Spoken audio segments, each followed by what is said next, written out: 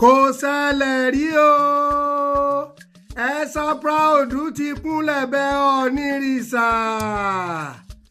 àyàkókò nàkí sọ wípé I'm sorry sir lédè òyìnbó iṣẹ́ èṣù ni.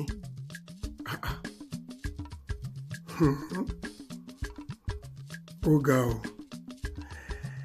Adérónkẹ́ màmá Junior ń ṣe ọjọ́ ìbí lónìí o. Arẹwà Queen ìyàwó Mr. Latin Abọ́lájí Amúsàn tí gbogbo ayé mọ̀ sí Adérónkẹ́ ló ń ṣe ọjọ́ ìbí lénìí.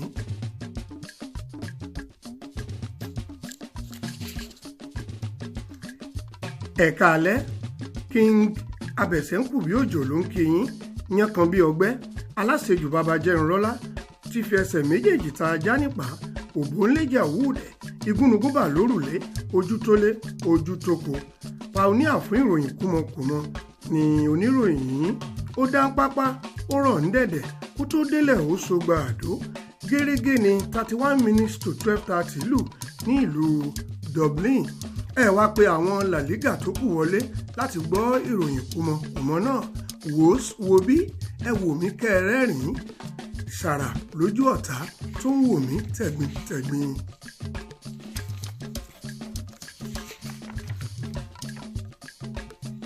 ọjọ́ àbámẹ́ta tí ó kọjá yìí ni Aláàfin àti Ọba Ọ̀jájá parí ìwádìí àti kíni next step lórí ọ̀rọ̀ Anthony Olúwo tí ó ń fi ẹ̀sẹ̀ gba ilẹ̀ lọ́wọ́ àwọn ìlú kan ní ìlú Ìwó.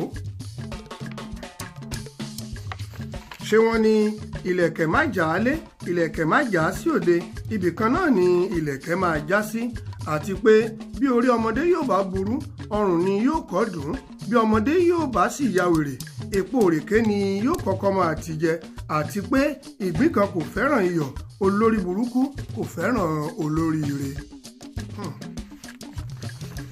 ìròyìn kúmọkùmọ lẹ̀ ń gbọ́ ẹ ṣé bí ẹ ti ṣe la ẹnu sílẹ̀ bí ẹ̀kọ́ eléwé.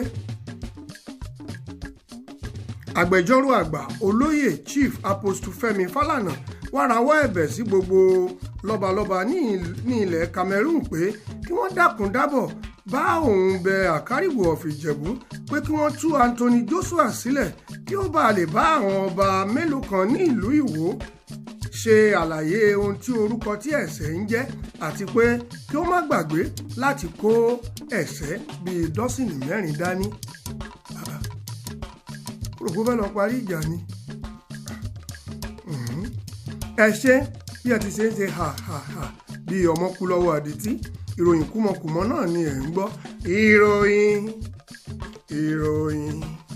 ìròyìn kúmọkùmọ lẹ̀ ń gbọ́ o. gbogbo akitiyan àti ìlàjì àkàrà gan gbogbo akitiyan àti ìlàkàkà Anthony Joshua láti wọ ààfin pẹ̀lú gídígbò lọ bá Olúwo ló já sí pàbó. ìròyìn kúmọkùmọ sọ fún wa wípé kété tí Anthony Joshua ti kan ilẹ̀kùn tí ó sì sọ fún ọ̀kan nínú àwọn ìlàrí ọba wípé ẹ sọ fún Olúwo pé èmi Abẹ̀sẹ̀ńkùbí Òjò mò ń dúró dè wọ́n ní òde. ṣé wọ́n ní kójú má ríbi a ó lẹ̀ plásítà mọ́ ni èyí ló mú kí ọba aláyélúwà ìlú Ìwó Olúwo of Ìwó gbé bẹ́ẹ̀sì kékeré kan tí kò ga ju ìgò lọ tí ó sì gùn láti orí fẹ́ǹsì àfijùà ní inú sọ́kàwé. ọba rí kú ọba họ ṣẹlátẹ̀rán yìí náà lágbára díẹ̀. ìròyìn kúmọkùmọ sì ń tẹ̀síwájú ẹ má sọ di ìjà. láti bí ọjọ́ mẹ́ta ni a ti bẹ̀rẹ̀ sí ń wá ọba Ìwó kiri látàrí igbe ńlá tí Anthony Joshua ké pé ẹ jẹ́ kí n fi ojú kàn wọ́n kí n ṣe àlàyé what is ẹ̀ṣẹ̀ fún kábíyèsí. aṣọ wa fẹ́ lu kábíyèsí ni Anthony ṣe bẹ́ẹ̀ yẹn wọ́n tó dọ̀bálẹ̀ fún Buhari Olúwo mà lóògùn. ìròyìn yìí kò tí ì lè parí nítorí pé awuyewuye ó sì ń lọ lọ́wọ́. wọ́n suspension mi mi ò gba suspension Dr. olóògbé Barrister ló kọ orin náà a ò mọ̀ bóyá yóò sì di àjọkọ orin. tó bàbá wa Aláàfin Ọ̀yọ́ ló kọ ìròyìn yìí fún wa nígbà tí Anamáyọ̀wá tó tú ní èdè Ìbàràpá sí èdè Ìlọrin. Èmi ọmọ yín Ògúnléjà Òwúdẹ̀ yánkàn bí ọgbẹ́ aláṣejù bàbá jẹ́nrọ́lá ni mo kà á fluently sí etí ìwòran yín. Gbogbo wa ni kí ẹ mú.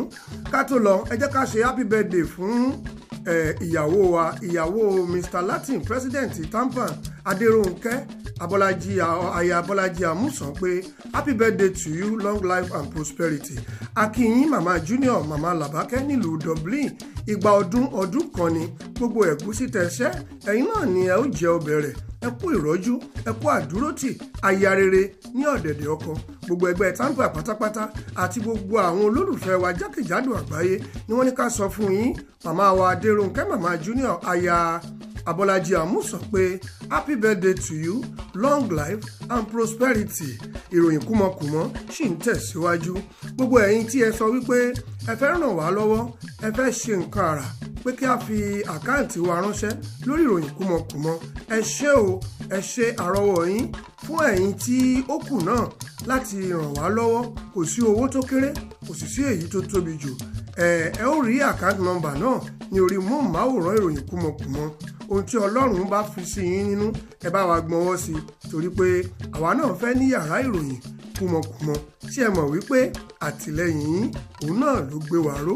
Ẹ ṣé o bí ẹ ṣe ń subscribe, tí ẹ ń share, tí ẹ dẹ̀ tún comment. Iná ò ní tọwọ́ yín. Ohun gbogbo tí ẹ bá gbọ́ lórí ìròyìn kúmọkùmọ a fi ń dá inú ara wa dùn ni, kì í ṣe ìjà o. A sì dúpẹ́ lọ́wọ́ gbogbo ẹ̀yin tí ẹ wá ní ọjọ́ 14 oṣù kejì tí ẹ wá yẹ́ bàbá ìròyìn kúmọkùmọ sí ní Moonshine Lounge ní number 85 ní Kingsland High Street ní ìlú Dustin ní opposite Dustin Market. Akínyìn ẹ ṣé gan, amọ̀dẹ̀májà ń kíyìn àti àwọn ẹmẹ̀wà wa. Ẹ ṣé. Ó wù ní kí a pa ajá ní Mùsìn, àwọn Kàlàbá ni kò jẹ́ o. Ìyókù tún di ní ọjọ́ mẹ́jọ. Imú yín ni kí ẹ máa fi mí o.